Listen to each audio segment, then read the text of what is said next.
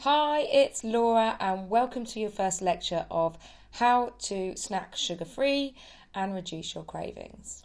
Now, in today's lecture, we're going to actually talk about why you're snacking. So before we get started in thinking about all the different sugar-free snacks that are out there, I want you to really understand why you're snacking. And after this lecture, you should be able to categorise every time you feel the urge to snack into one of these four categories that I'm going to describe.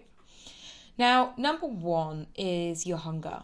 Are you genuinely snacking because you're hungry, where you actually can feel your tummy rumbling and you feel like you need something to eat? You can feel that physical hunger.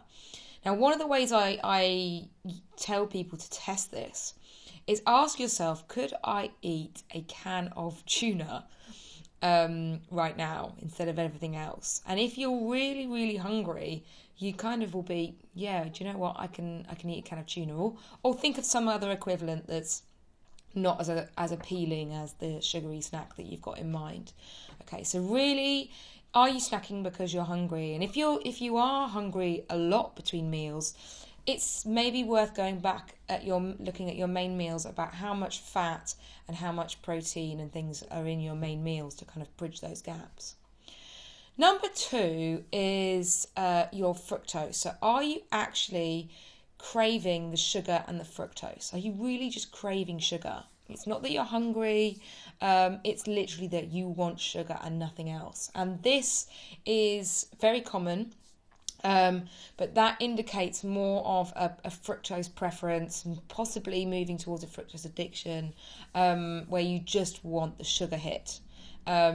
So start to understand if it's really sugar you're craving. And again, to test that, ask yourself, would I be happy with something savoury right now, or do I really want something sweet? That will help you determine whether it's a fructose snack craving or not.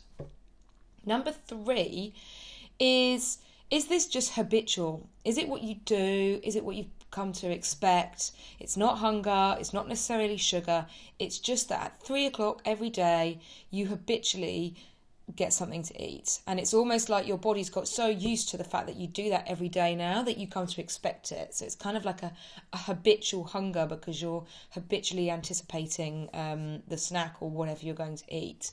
I've spent a lot of time studying habitual theories, and it really comes up a lot with people snacking like mid-afternoon or mid-morning.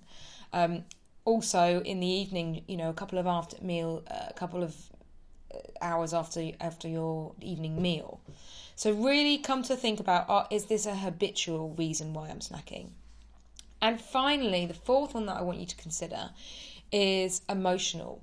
Are you eating to try and relieve some other feeling or emotion, or to distract yourself from feeling a bit bored, or to distract yourself from a difficult task at work, or maybe just to relieve yourself after a stressful day?